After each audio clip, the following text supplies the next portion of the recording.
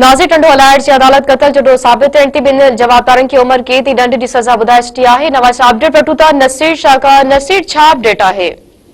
जी जनाब, इनखे ॿुधाईंदा हलूं त टंडोलाइट जे फर्स्ट एडिशनल सेशन जी कोर्ट कतल जो ॾोह साबित थियण ते जवाबदारनि खे उमिरि कैद जी सज़ा ॿुधाए छॾी आहे ऐं हिकु जवाबदार खे बरी करे छॾियो आहे।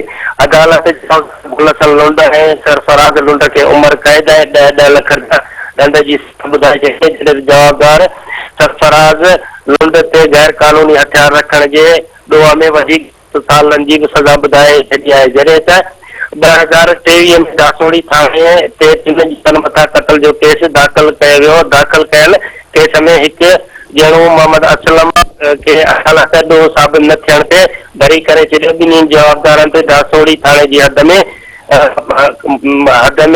वहीद लुंड नाले शख्स खे कतल करण जो ॾोह जो इल्ज़ाम हो।